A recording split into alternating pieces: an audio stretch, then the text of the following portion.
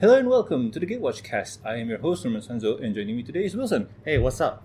So, Wilson, Yeah. we've done a lot of, well, I won't say a lot, but we've done a few deck techs here and there. We've done one on me, we've done one on some of our friends. Yeah, true. And, well, there's one person that we haven't done yet.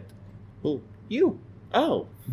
So, in today's episode of the Gatewatch Cast, we will be taking a look at one of Wilson's newer yet powerful decks. Yeah, it is quite powerful. So the commander that I have right now for this deck is called Muttani, Yavimaya's Avatar. So Multani is a 4 and 2 green 0/0 legendary elemental avatar. So it doesn't sound strong. Mm-hmm. It has reach, trample, and Multani, Yavimaya's avatar gets +1/+1 for each land you control and each land card in your graveyard. And if you pay 1 in the green, return 2 lands you control to their owner's hand. Return Multani from your graveyard to your hand. So yeah, it's strong. It's at first glance it sounds basic. Like it's not that great because of the 6 cost, and it doesn't really feel that strong. Like it's just basic when you take a look see at it without really playing it. Because I remember when I played Multani, it was in my Lord Wingris deck. It was okay, like it did the job, but it wasn't really that powerhouse that would say that okay, this is a really strong commander until you played it.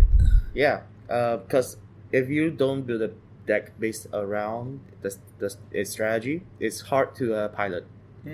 So basically, what I do for Mongoose is I either ramp or and I protect it from other things, and I get it to maybe 14/14 at turn 5.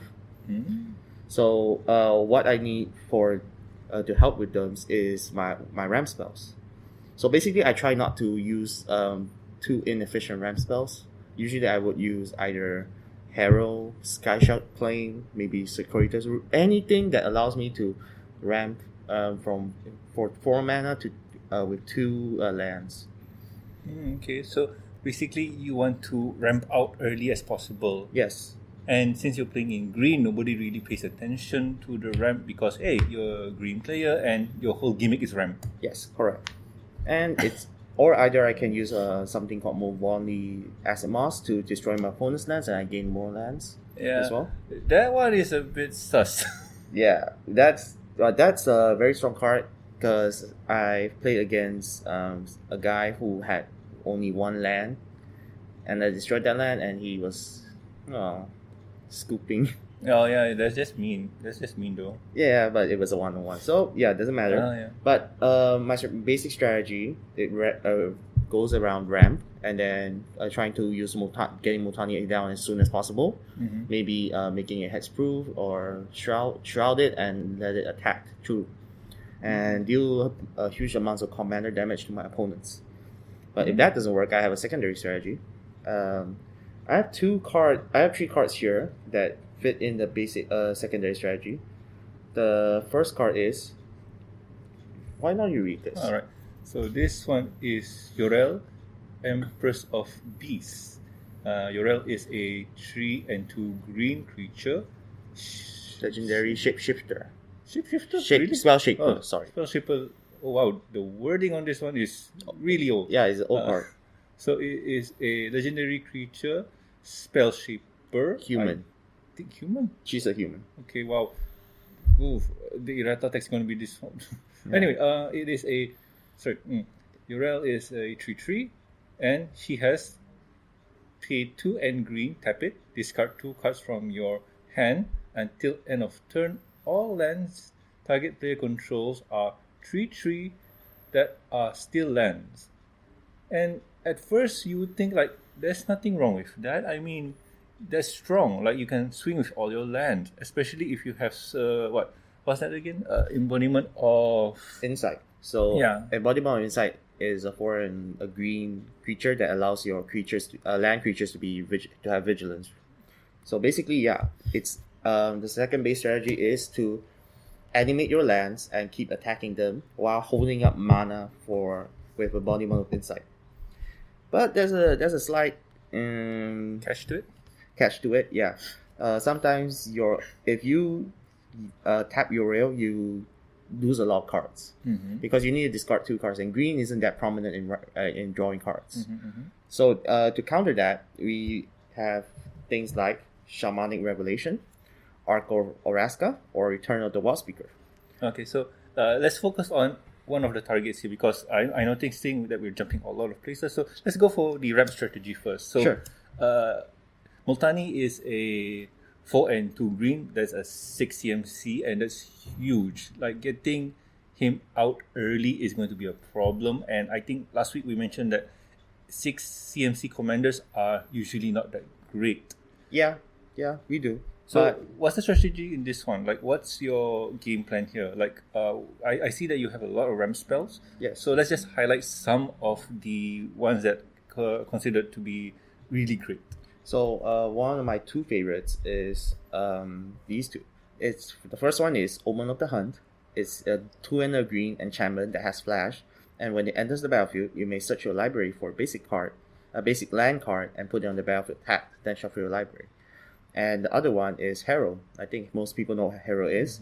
It's a 2 and a green instant that has an additional cost to sacrifice a land, and you search for your library for 2 basic land cards and put them onto the battlefield, and then shuffle your library. So these 2 are one of my favorites in the deck, is because they are an instant speed ramp. So you can leave up mana, and you can pick your opponent's deck saying, oh, I have something in my hand that I can do, and then you can cast these, and you get more lands in the end. And Herald is a personal favorite because Muttani checks for land cards in your graveyard as well. So when you sacrifice the land, it also checks for the land in your graveyard as well. Alright, so that makes a lot of sense in terms of land strategy, because when you have to sack a land, that's one of the that's not really a good that's not really side. a downside, but you have to think, okay, I'm sacrificing 1 land to get 2 cards or 2 lands back. Fun bonus, if you are copying the spell, the cost for Hero is already been paid, so what you get is 4 lands instead. Yeah, that's true. Just letting the audience at home know about the loophole. Yeah, and I have 4 other cards that I really like as well, which is the first one is Growth from the Ashes. It's a 2 and a green sorcery. It has kicker 2, and it searches your library for basic land card. But if you kick it, then it searches your library for 2 basic land cards and puts it on the battlefield. Now I like this is because if I kick it, I can search for 2 basic land cards and put it on the battlefield untapped, and then I can ramp and grow for another card. So this card is really, really bonkers if I have the correct sequence of cards in my hand. The next one, I think you should do it. It's one of the new cards from Gatewatch Uprising. Okay. So this card is Westwood Surge. It is a 3 and 1 green sorcery card. It has kicker 4. Search your library for up to 2 basic land cards. Put them onto the battlefield. Tap. Then shuffle your library. If this spell was kicked, put 2+1/+1 counter on each creature you control. Oh wow, that's really interesting. Yeah. I personally, for me, this is one of those cards where I find it too excessive. It's at start is already expensive because the CMC 4, and you only get 2 basic lands, but it doesn't come tapped. So that's always it does come in tapped. It does come in tapped. So that's bad. But the kicker part where you put +1/+1 counter on each of your creatures, that's good. For me, it's 4, 5, 6. It's an 8 cost. Yeah, it's an 8 cost. For a total of 8 to get that benefit, it only works if you're playing in a Go white strategy, F-ball and stuff. Well, you see what's going to be happening next. Okay. But the other one is Securitas Root. It's also the same as Westwood Search, but it doesn't have the kicker. It says I can search for 2 basic lands or gate cards and put them on the battlefield tap for 4 mana for 3 and a green. That one is a really good card, but I find it very niche in a mono green deck. Yeah, because in a mono green, or especially like a monocolored deck, it's kind of questionable because you're paying 4 to get 2 basic lands tapped if you're playing mono green. But if you're playing in a 2-color deck, you can always get gates. Yep. So that card there is very interesting. I'm not saying it's bad. I too use it, but I tend to remove it if I find a better card. Yeah, true. And the better card is this one. The next one is Sky Shard Claim. You read it. Right. So Sky Shard Claim is a 3-1 green sorcery. Search your library for 2 forest cards, put them onto the battlefield, tap, then shuffle your library. Now this one is a good card. So pay 4 to get 2 forests. It doesn't say basic land or basic forest. So you can search for any card that has the forest text. Yeah. Forest type? Forest type. So you can look for even a savanna, you can look for a bayou. As long as it has forest in it, you can search for it. Yeah, so that card there is really good.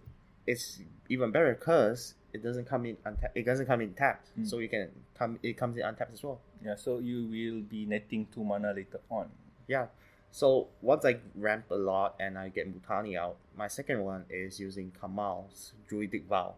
So Kamal's Druidic Vow is X and 2 green legendary sorcery.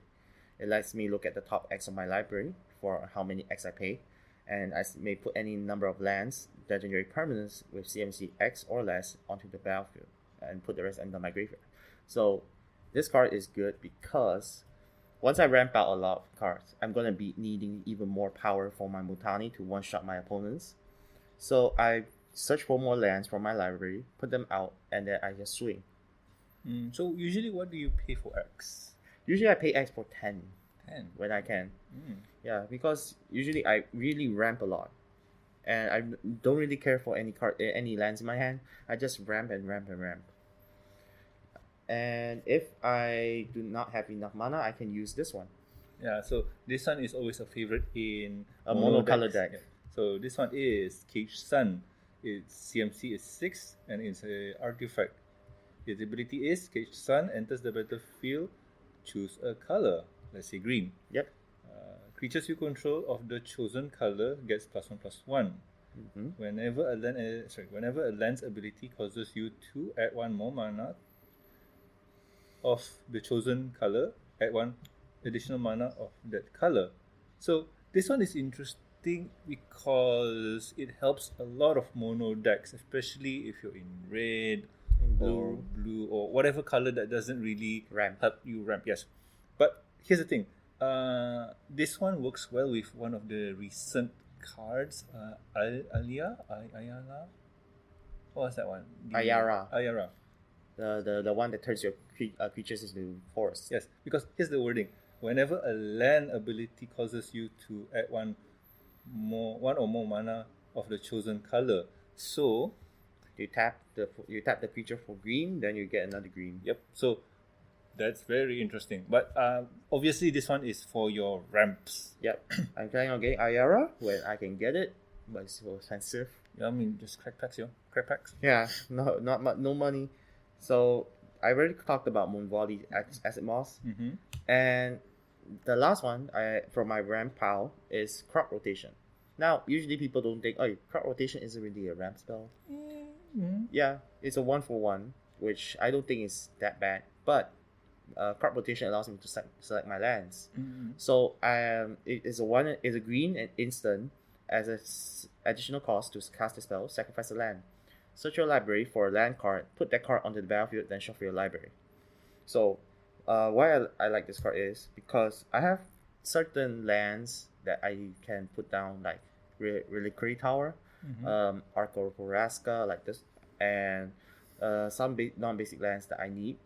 And they come in, it doesn't say come in tapped, so they come in untapped, and I can immediately use them. Yeah, I mean, Crop Rotation here is a good card, and the wording says sacrifice a land. Yep. So with Ayala, again, you could sack one of your creatures.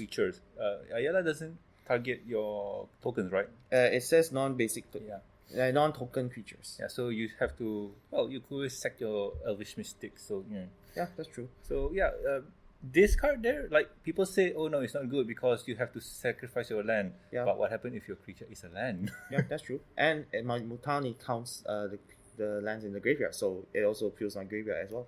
So it all works well. So your ramp package is already there, and your ramp package is what, around? It's more than this actually. I have more ramp in my deck, so it's around 18. I have wow. 10 here, which is okay. I have 18 in the entire deck, maybe even 20, I think. Oh wow, you really went If in I for count the ramp. lands. Yeah. Yeah. Because ramp is very important in my deck, I have to have that much lands to in order to attack one shot with Muttani. So your strategy for Multani is always to do commander damage? Yes, because Muttani, even if it dies, I can just bring it back from my graveyard. Yeah, so that part we didn't really talk about it that much. Yeah. So one of Multani's best features is his ability to Avoid command attacks. yeah, because here's what is it? Like the bottom part where it says pay 1 and green, return 2 land you control to their owner's hand. Return Multani from your grave to your hand. Usually when returning lands is a big negative. Yeah. But in this deck it works because, well, it doesn't really matter because you're already ramping so hard and you're just getting more fuel. Like even if you discard a land, Multani is still going to be strong. Yep.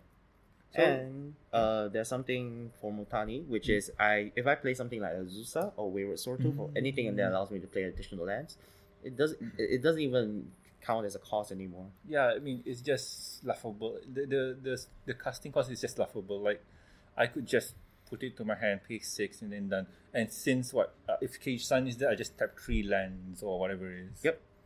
So the next thing is what will happen? How do I defend myself? So usually I have these 2 cards to defend myself against. One is an aggro deck, one is a control deck. Okay, so the first one is Monimo, Maro Sorcerer. He's a legendary druid, I think. He's a star trample for 4 and 3 green. He's basically a worse version of Muttani actually. So it says he has trample and says this Molimo Maro Sorcerer power and toughness are equal to the number of lands you control. So basically, yeah, it's a mini Muttani, but it's basically a worse. Yeah, it's basically a worse version of Muttani for higher cost. But it's there whenever Muttani is swinging because Muttani doesn't have vigilance. So I need something on my battlefield to be able to defend the big creatures as well. Okay, yeah. So the second one against control or maybe even storm decks is Arasta of the Endless Web. So Arasta of the Endless Web is a 2 and a green, 2 green, 3/5 legendary enchantment spider. It has reach and says whenever an opponent casts an instant sorcery spell, create a 1/2 green spider creature token with reach. So this card here is to defend yourself from flyers and also Storm. Yeah, because if somebody does storm, at least I get things to do. But only thing that will screw you up is unblockables and whatnot. But that doesn't really matter. Like I'm sure you will find a way to get past them.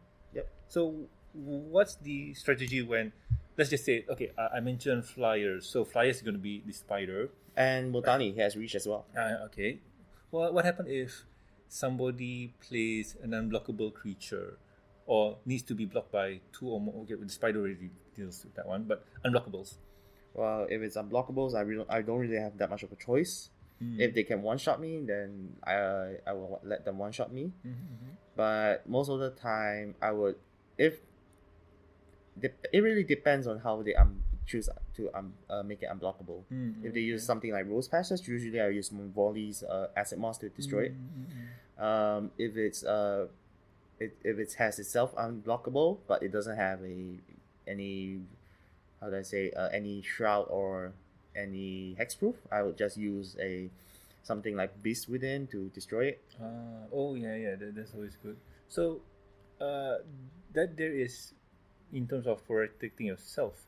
So what about protecting your creatures? Like I'm sure that you really don't want to cast Multani for 6 again and then bounce 2 lands to just get it back to your hand to pay for 6, and then also for what Molimo, yeah. So I actually have 3 cards here that protect some of the creatures and some on the board. For some creatures, is the first one is Aspect of the Mongoose. Here you go. You read that. All right. So aspect of Mongoose is a 1 and green enchantment aura. Enchant creature. Enchant creature can't be target of spell or ability. So this one is basically hexproof. No, it's basically Shroud. Oh, shroud. Okay, yeah. When aspect of the mongoose is put into a grave from play, return aspect of the mongoose into its owner's hand. So yeah, it is shroud. Oh, And that's it's interesting. recurable. Yeah. Because if let's say Multani dies, then it through a board wipe, then I just return that and Multani when I pay for Multani. So people will ask, why not just use Lightning Greave? Because Lightning Greave is much better because you pay for 2 and then equip it for 0. Yeah, I do play that, and I also do play Swiftfoot Boots. But this one's also enchantment aura, which makes it much more versatile. Because I can even put it on my other creatures as well. Yeah. And also the part where people tend to miss out is when Aspect Mongoose is put into a grave from play, return Aspect Mongoose to its owner's hand. So basically you will be getting this every turn. Yep, getting it back. Yep. Even if Multani dies, this goes back to your hand. And it doesn't say from play or sorry, put into grave from okay, it does. Yeah. So you're kind of limited even if somebody discards your hand. So Yeah. that's the only downside, but I don't really think that's a huge one. Yep. Unless you're playing with a board that plays who's his name? Nick visits one. Yeah. Is it? No, Nekusa. Ah, yes, Nekusar. Yeah, Nekusa's bad boy. Okay, so for the second one is Heroic Intervention. Yep. It's a 1 and a green instant. Says permanents you control gain hexproof and indestructible until end of turn. That one's a must play in any green commander deck. That's already staple. Like it first previewed in Aether. It was Aether Revolt. Yeah, Aether Revolt. And it was at $5 at most. Yeah, and now it's been reprinted in Core 21. And it's more than $10. Yeah, but still, Heroic Intervention is one of those must-play cards. It's similar to how Vampiric Tutor and Demonic Tutor are for black. So Heroic Intervention is a must-play in green. Yeah. It's a staple card. Yeah, next to Worldly Tutor, yeah. Yeah. So the third one is, there you go. Alright, so next one is Assassin? Asceticism. Asceticism. Okay, Asceticism is a 3 and 2 green enchantment. Okay. Creatures you control can't be target of spell or abilities your opponent control. So hexproof. Regenerate target creature. Or you have to pay 1 and green. So yeah, this is interesting. This really helps out your board. Yep. It first gives a hexproof, then it gives you a regenerate as well. Yeah, but the pay 2 cost for target creature, that's going to be expensive in the long run when you have a white board. But I don't think you're going to play white, right? You're just going to play strong. Yep. And if I don't have these, I can always use this. Solo Nymphorexia. Solo Nymphorexia is a 6 mana artifact creature, 6/6. It has trample and pay 5 permanents you control gain indestructible under end of turn. And then pay 5 exile Solo Nymphorexia from your graveyard. Permanents you control gain indestructible under end of turn. So basically, it's a reusable Heroic Intervention. But for an expensive cost and doesn't give you hexproof. Yeah, true. But it's good as well because indestructible is very, very strong. True. I told Wilson this bit of combo where you play Icicle Scepter and you not really enchant. What was the phrase that Icicle Scepter used? Imprint. Yeah, imprint. Heroic Intervention.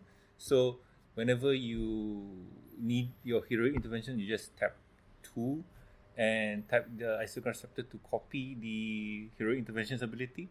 Yeah. So that's one way to get unlimited, quote unquote, unlimited hero interventions. Yep. So that's a good way, but you have to remember you'll be exiling your hero intervention that you can recur, I think, in this deck. But what else? Because I do see here that you have antis. Yeah. So I have 2 opposite cards here. So the first one is Rites of Flourishing.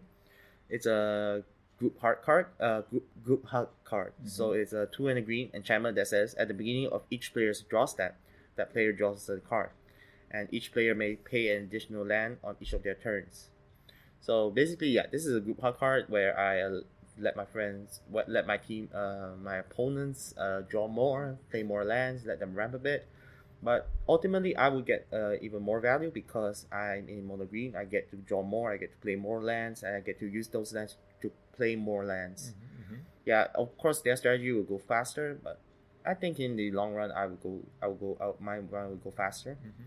And the second one is you read that. So you say you have two cards that are the opposite of each other. So basically, you yes. can already guess. So this card is Primal Order, 2 and 2 green, enchantment. During each player's upkeep, Primal Order deals that much damage. Deals to that player an amount. Yeah. Order deals to that player an amount of damage equals to the number of non-basic land cards he or she controls. So, you play more lands, you play whatever you want, but Primal Order kind of tax you for it. Yep. And there's a positive and negative here. The positive side is if you are playing in a mono deck or you're a precon deck, non-basic lands are not that much, so you won't really get hurt that much. Yep. But if you're a deck that has been tweaked out, this is going to hurt you a lot. Yep. This is going to be a good card. Yeah. So I have other cards in this deck that allow me to play more lands, like this one. Technically, it doesn't really allow you to play more, but not from my hand. Yeah. So anyway, this card is Curse of Krufix. It's a 1 and 2 green enchantment creature, Centaur. It has 2 and 4, and play with the top card of your library reveal. That's iffy, but you may play the top card of your library if it's a land. So that's good. Whenever a land enters the battlefield under your control, you gain 1 life. So this card is well balanced, I say. Yeah, I would rather get Oracle Budaya, but too expensive. Yeah, but still, the idea for this one is that you have, let's just say you have 7 cards in your hand. This one's out. The top library is open, and technically you have 7 plus 1. Yes. Because if it's a land, you can play it, and it's all good. But the negative side is that if it's not a land, you couldn't do much. And since you can only play land once per turn, if it's another land, then you're kind of AWOL. Yeah, that's true. Okay, so do you know Multani can grow up to 14/14, right? 14/14? Yeah. Yeah, if everything's right. Yeah, and do you know it can block? It can block a Ulamog. Yeah, if it's done right. Yeah. So if Multani can block an Ulamog, I would not want it to keep blocking Ulamog every turn. So I would use this card in order to make itself better. So this is one of the newer cards. So this is called Shadow Spear. It's pay for 1. It's a legendary artifact equipment. Equipped creature gets +1/+1 and has trample and lifelink. That's already good. And it has pay 1. Permanents your opponent control lose hexproof and indestructible until end of turn. And the equipped cost is 2. So a total of 4. You can do almost everything. Yep, this is good. This is one of those cases where even if your opponents cast heroic intervention, it still lose. Yep. Also, I like Shadow Spear because it gains you life. Yeah. So we need to explain to the audience at home why does it work that way. Because the easiest way to look at it is Ken always wins against Ken. Yeah. So whenever your opponents do something like target creature or creature they control gains indestructible, and if you play out Shadow Spear and you pay the cost and says permanents your opponent control lose hexproof and indestructible, that will always win out. Always wins out. Wait. Depends. Actually, it really depends. Let's say this one is a timestamp thing. It's not like the tower. The tower says you may target them as though they don't have hexproof and shroud. This one just says lose. So if let's say I activate that and then they hero intervention, basically they still get back the hexproof and indestructible. Okay, that's true. Timing is everything. Timing is everything. Pay 1 again. Yeah, just pay 1 again. It's just 1 mana. Yeah, but no, true. Like what Wilson said here is true because timing is everything. But like the general rule is Kent will always win against Ken. Yeah, that's true. Okay, so I told you guys about my secondary strategy, right? Which is to attack with lands. Yep. I also have another card here that is very, very complicated. It's called Leash of the Tango. It's a 6 and 2 green creature elemental 8/8 that has trample and says whenever Leash of the Tango deals combat damage to a player, you may choose any number of target lands you control and put a awakening counter on each of them. Each of those lands is an 8/8 green elemental creature for as long as it has an awakening counter on it. They're still lands. What? Yeah, basically it's a upgraded version of your rail. So wait, how many counters? Any amount. Any amount? So basically I can animate all my lands. What? Yeah, I'm not kidding. Oh my god, that is just dirty. Yeah, and since I have that much lands, I have those lands don't really have trample, so if I'm facing against a token deck, they can just chump block. So what do? I play this card. So this one is Garux Uprising. It pays for 2 and green, an enchantment. When Garux Uprising enters the battlefield, if you control a creature with power 4 or greater, draw a card. Okay, that's going to be obviously easy because your lands are 8/8s. No. No, they don't really draw me cards. I mean, when this comes into play, so you already draw a card. Yeah, true. Sorry, creatures you control have trample. That's dirty already. Yep. Whenever a creature with power 4 or greater enters the battlefield under your control, draw a card. So yeah, this solves the problem for green doesn't have a way to draw. So yeah, green has a ways to draw. Yep. So this card actually also helps my go white strategy, which is to use my lands to attack. And a very interesting way to use Jorel is also to use it on your opponent's lands. Yeah, because we all know where this is going because there's a commander in green where you pay 1 green to animate or to make that land into a creature. I forgot the guy's name, but it's a really old card. Okay. But Jorel is much better because you only have to pay 2 and green, tap it, and discard 2 cards from your hand to make all of target creatures. All your opponent's lands or your lands to be creatures. Yep. So basically, if somebody's trying to board white, Yeah. saying creatures board white, let's say Wrath of God, and I have your real battlefield, bye lands. Yeah, that's like I mentioned before. That's dirty. But a way to, I would say, counter is to have Will Shaper on board. Yeah, true. Because if somebody does do that to you and Will Shaper's there, you'll still get back all your lands. But that's a very niche scenario where that will never happen. Yeah. Okay, yeah, you talked about card draw, right? Yeah. This deck doesn't have that much card draw, so Garux Uprising is one of them. And these other these other cards are also part of them. So the first one I'm thinking about is Return of the Wild Speaker. It's a 4/9 greens instant, and that says choose one. Draw cards equal to the greatest power among non-human creatures you control, or non-human creatures you control get +3/+3 until end of turn.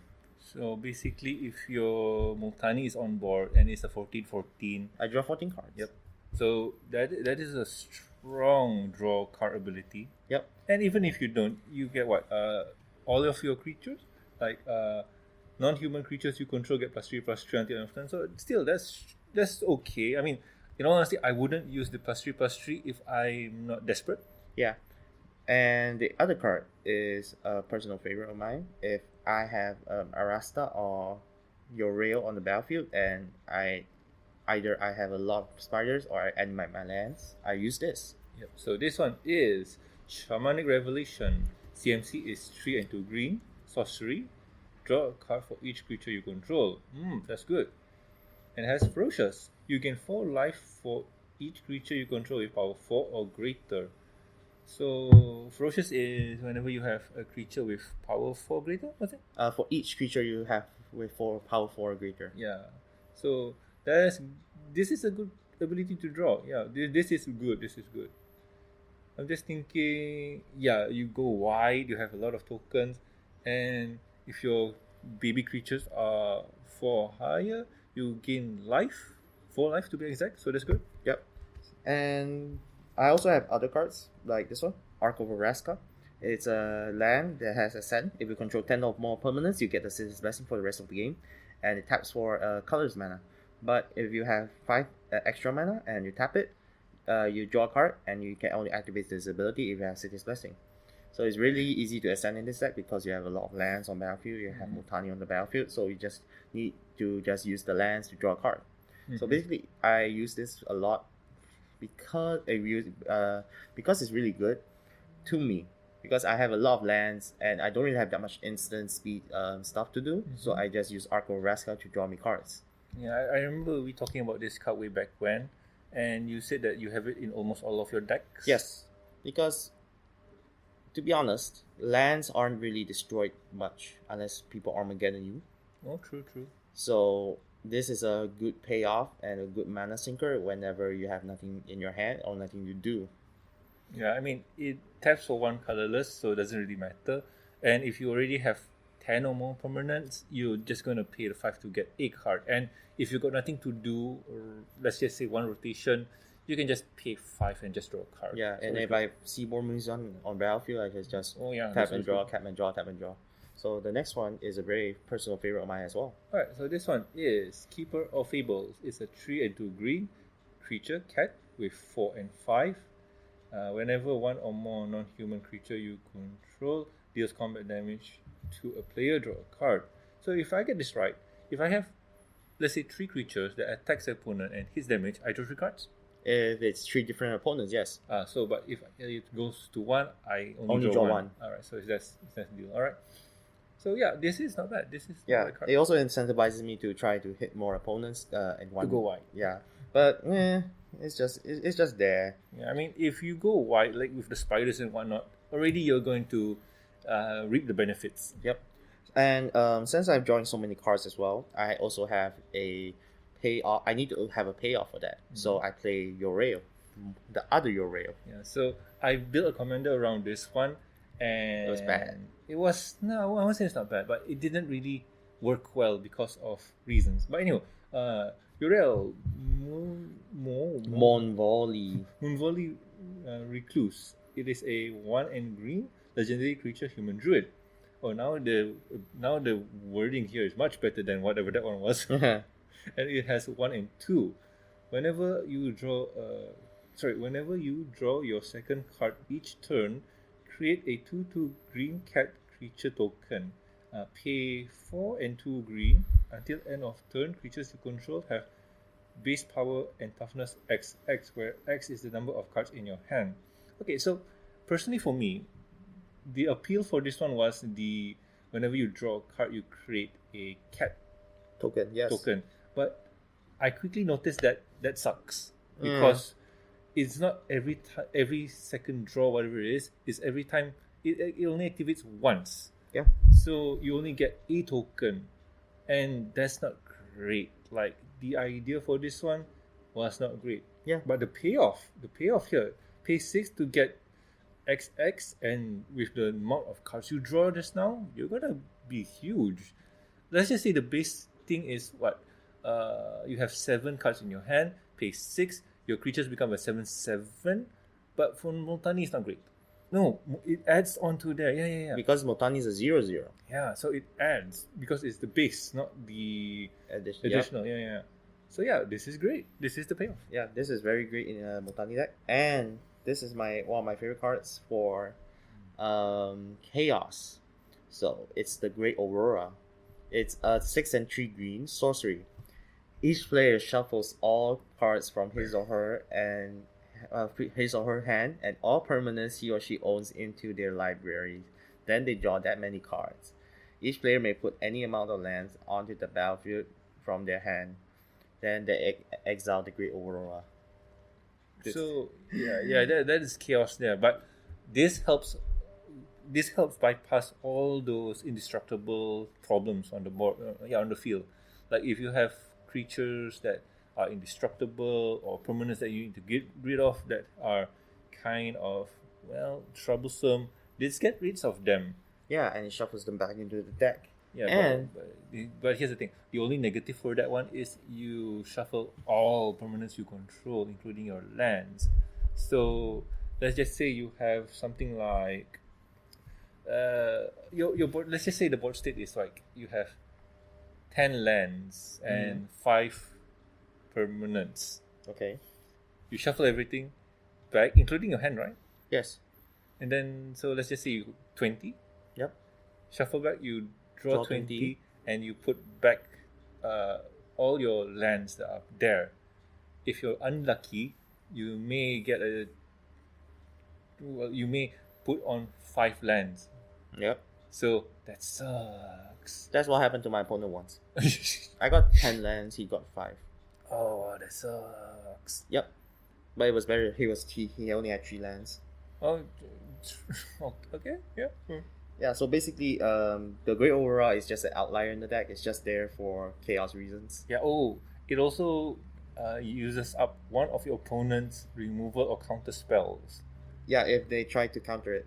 Yeah, because obviously blue players are going to counter that, because the thing about blue players is that they want to set up their board for their combo wins. And the Great Aurora here, Really screws them up. yeah, so they need to stop it at all costs. Yep. So they either Force of Negation, Force of Will, even try to counter spell it. Yeah. It doesn't matter to me. I'm just using it so I can waste your counter spell, so I can cast better stuff. Yeah, and also sometimes your other friend, opponent person is that's stuck on 2 lands for 5 turn now. It's just going to have, yay, I get to shuffle back. Yep. If they get 10 lands on their whatever turn is, that's great. But if they get no lands, they're screwed. Yep. Also, if I want to protect myself against blue cards, kind of counterable cards, I have 4 cards in my deck as well that counter that. The first one is Savage Summoning. Savage Summoning is a 1 green instant that says Savage Summoning cannot be countered, and Savage Summoning says the next time you cast a creature spell this turn, that creature spell cannot be countered. When that creature enters the battlefield, it gets a +1/+1 counter on it. Awesome. Yeah. The second one is Veil of Summer.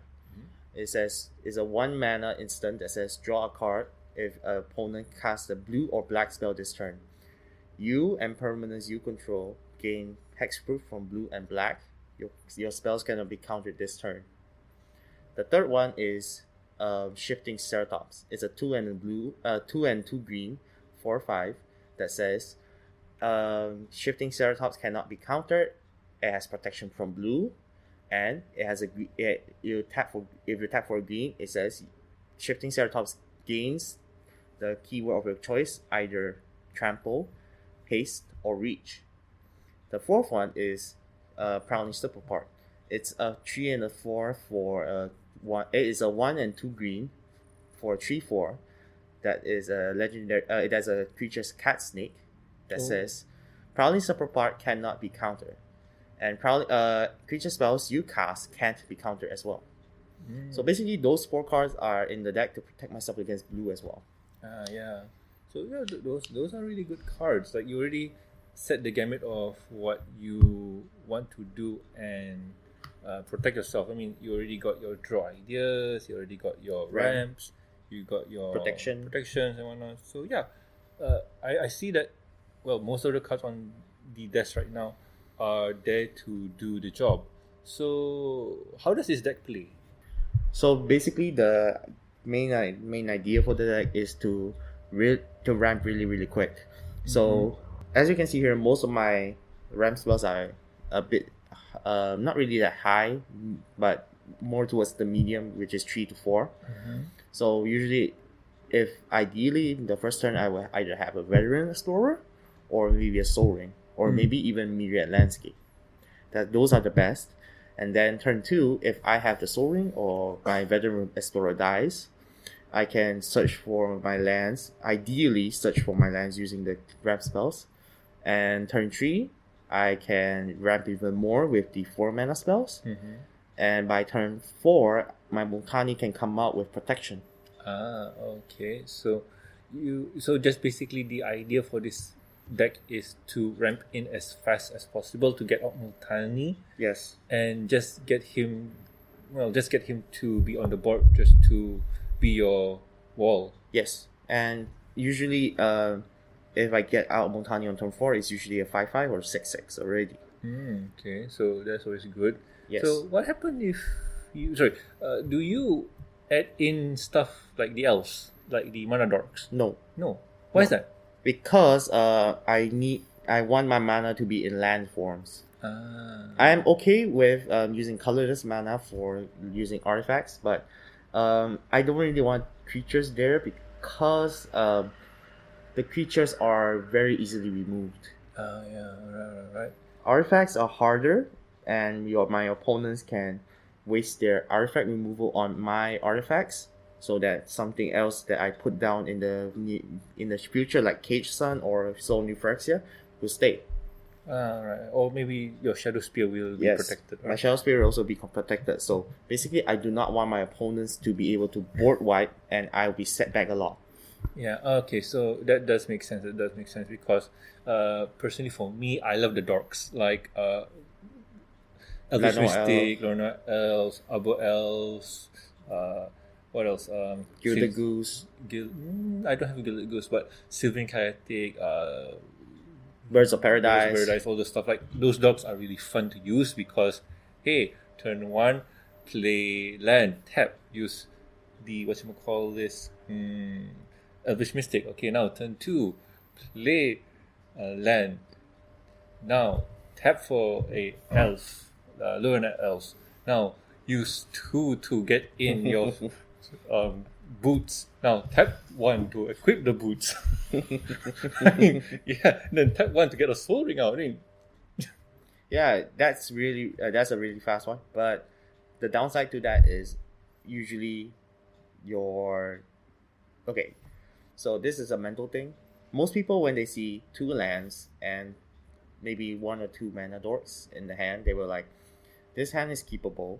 Mm-hmm. And when they do not draw lands and your mana dorks are destroyed, they're screwed. But in all honesty, when you really think about it in terms of casual play, like turn 1 into Lorna Elf is not that bad. But I do get what you mean. Because if somebody were to play very aggressively and were to take out your elves or dorks, you'll be set back a lot because what you want is lands or artifact or mana rocks. So that way you have some way to ramp out cleanly, because if you play creature ramps or creature lands or creature mana, usually they will die out first. And in Game of Commander, removing creatures are much more easier than removing lands and artifacts. Yes, but there's also one more thing. There was this game where I was playing. I forgot which deck I was playing, but it had something called Rebuild, which is return all artifacts back into opponent's hand, into their own hand. Mm-hmm.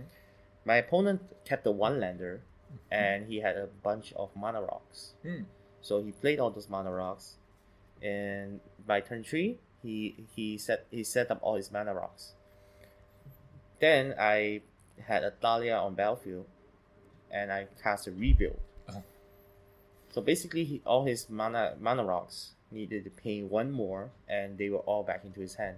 Oh god! And since he couldn't cast all of them, he had to discard. Oh god! So basically, yeah, that's one of the same scenarios where I mentioned just now, which is, do people have a mentality that they have to keep that hand because they have a lot of mana dorks or mana rocks, but they completely ignore the fact that they do not have enough lands. Yeah, I mean, we'll talk about that in another separate video. Yes, the psychology of what to keep on your first turn and whatnot, because it is a very interesting topic. Maybe we'll do it for next week.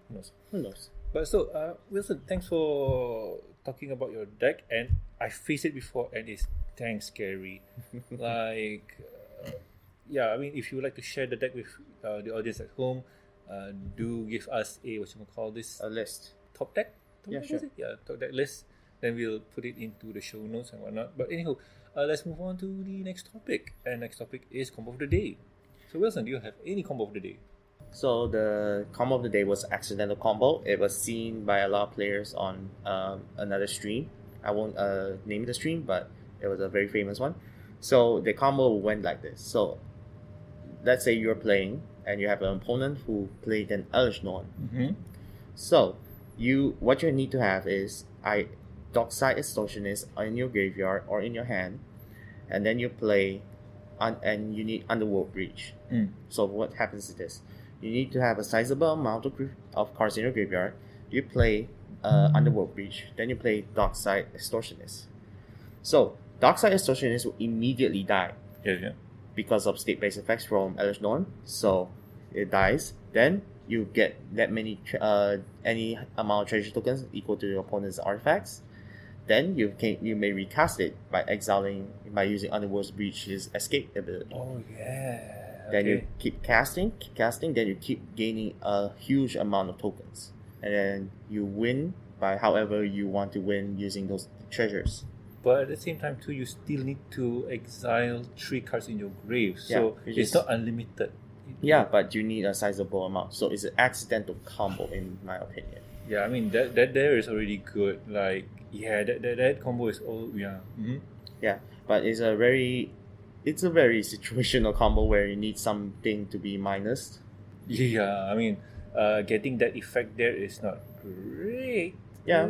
Yeah. Either your opponent has 2 Elish Norns, or you have two of the whatchamacallit. I forgot the one that says creature spells cost 2 less to cast. And then you might Heartless Summoning. Mm-hmm. Yeah, so if you have 2 Heartless Summoning on battlefield, you can also do that. Maybe you use a Mirage Mirror to copy the Heartless Summoning. Who knows? Yeah, there's a lot of ways to use the combo. You just need to find a way to use it. Alright. That is pretty interesting combo, but it all say combo is dependent on your opponent. But still, you did mention it's an accidental combo and it was recently seen on stream. Yes. I'm guessing if you do follow the Magic community, you already know. I personally have an idea, but I got no idea because I'm still catching up on YouTube. All right. So anyway, let's wrap it up. So okay, if you guys have any question, concern, or suggestions for the show, you can contact us at thegatewatchcast@gmail.com. And also, please subscribe to us on iTunes, YouTube. Don't forget to press the bell icon to stay up to date. Links will be in the show notes. And today we are recording in Alexandria Bookstore. Links to their page will be inside the show notes too. So anyway, I have been Norman Sanzo. And I'm Wilson. And we'll guys catch you next week with another fun episode of the Gatewatch Cast. See ya. See ya.